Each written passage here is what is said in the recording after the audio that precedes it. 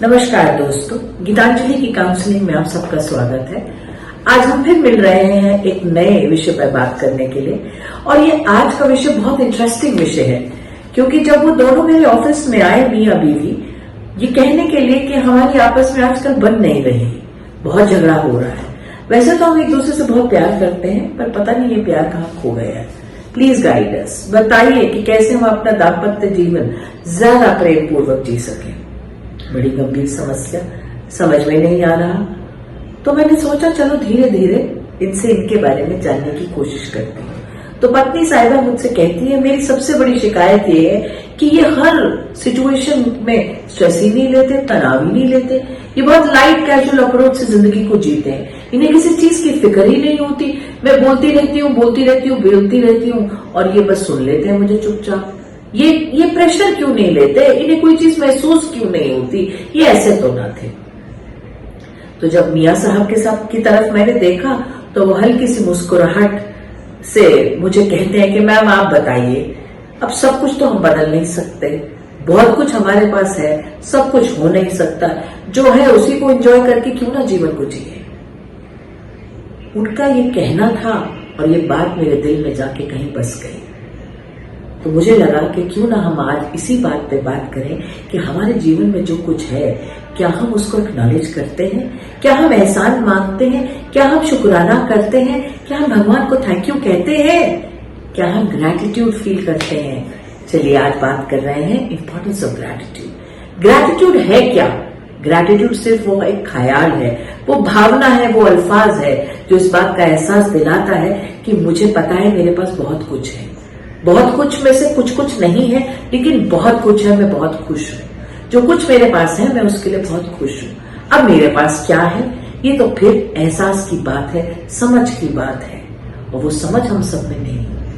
आज का जीवन इतना तनाव से भरा हुआ है, आज के जीवन में हम सब नाखुश हैं, कोई ना कोई वजह तो है हम सबको नाराज होने की, गुस्से में रहने की, उदास रहने की। युवा पीढ़ी को देख लीजिए तो वो परेशान है, आप युवा पीढ़ी जब बड़ी हो जाते बड़ों को देख लीजिए वो लोग परेशान है, सब हैरान परेशान असमंजस में अपना जीवन गुजार रहे हैं। किसी को काश की चिंता है, किसी को आस की चिंता है, बस काश और आस का एहसास हमारे जीवन को निगलता चला जा रहा है। तो ऐसे में खुश रहने का एक ही मंत्र है ग्रैटिट्यूड, कि हम ये एहसास कर लें बहुत कुछ है मेरे पास।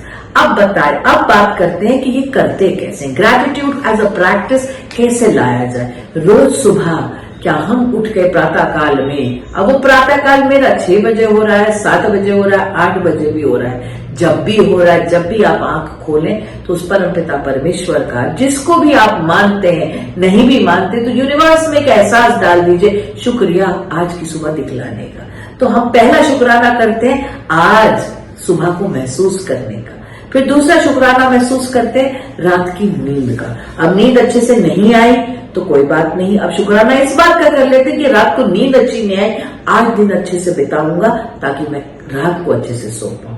मतलब हम अपने जीवन में छोटी छोटी चीजें जो भी हमारे आसपास है, घर में छत, हम एक घर में रहते हैं, ऊपर छत है, नीचे जमीन है, वो छत भी मेरी है, वो जमीन भी मेरी है, घर में खाना है, साफ सुथरे कपड़े हैं मेरे पास पहनने के लिए, पीने को पानी है, मैं एसी चला सकता हूँ, मैं कूलर चला सकता हूँ, मैं अपने जीवन को एंजॉय कर सकता हूँ। क्या ये वजह नहीं है शुक्राना करने की?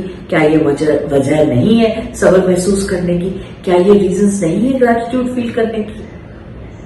बहुत से लोग होते हैं जिनके पास जीवन में सब कुछ होता है, इतने धनवान व्यक्ति भी जीवन में नाखुश होते हैं। अस्पताल में जाके देखिए ना भीड़ कितनी है, देखिए तो सही किसी को क्या सता रहा है, किसी को क्या मर्ज है, किसी को क्या दर्द है, किसी को क्या तकलीफ है, सब कुछ देना चाह रहे हैं डॉक्टर के आगे, सब कुछ न्यौछावर करना चाह रहे हैं, लेकिन अपनी आप को सेहतमंद चाहते हैं, अपने प्रियजन की सेहत वापस चाहते हैं, बच्चा ठीक हो जाए, पत्नी ठीक हो जाए, पति ठीक हो जाए। तो सेहत कितनी नायाब वस्तु है, कितना अमूल्य धन है। अगर हम सब सेहतमंद हैं तो अपनी अच्छी सेहत का आप शुक्राना कर सकते हैं। So my dear people, there are reasons and reasons for us to feel that sense of gratitude within us. हम कागज पे लिख के रखते हैं, हम आए दिन लोगों से मिलते हैं, उनको शुक्रिया कहते हैं। वो टैक्सी जिसमें बैठ के मैं फिल्म देखने जाती हूँ, फिल्म हॉल में मैं वक्त पे पहुंच जाती हूँ, उनको पैसे तो मैं देती हूँ, लेकिन क्या मैं शुक्रिया कहती हूँ कि मुझे वो सेफली ले आए, टाइम पे पहुंचा दिया। हवाई जहाज से उतरते समय क्या हम उस एयर होस्टेस या पायलट का शुक्रिया करते हैं कि बहुत सुखद फ्लाइट गुजरी, बहुत अच्छे से ख्याल रखा? ये तो समझने की बात है ना कि हम हर किसी को शुक्रिया कह सकते हैं। वो रिक्शे वाले भैया मुझे बाजार तक ले गए, मैं अपनी किताब खरीद के ले आई, रिक्शे वाले भैया को मैंने 20 रुपए दिए, 20 रुपए के साथ एक स्माइल एंड थैंक यू तो कहा जा सकता है। घर में जो काम करने के लिए, हमारी मदद करने के लिए लोग आते हैं, हम उन्हें भी शुक्रिया कह सकते हैं। शुक्रिया कहना का एहसास, शुक्रिया कहने का प्रयास, ग्रैटिट्यूड थेरेपी, ये अपने आप में एक थेरेपी भी मानी गई है, क्योंकि बहुत सारी रिसर्च स्टडीज भी हो गई जिन्होंने ये पाया कि जो लोग शुक्रिया कहते हैं, शुक्रिया महसूस करते हैं, एक दूसरे के साथ थैंक यू को एक्सचेंज करते हैं, वो खुशनुमा रहते हैं, ऑप्टिमिस्टिक होते हैं, आशावादी होते हैं, निराशावादी नहीं होते, उनको जीवन में तनाव कम होता है, वो भरपूर तरीके से अपनी नींद लेते हैं, तनाव नहीं रखते तो बीमारियां भी कम होती हैं, डॉक्टर्स के पास उनकी विजिट्स कम होती हैं, दवा का खर्चा कम होता है। ये बहुत सारी रिसर्च स्टडीज का निचोड़ है जो मैं आपको बता रही हूं।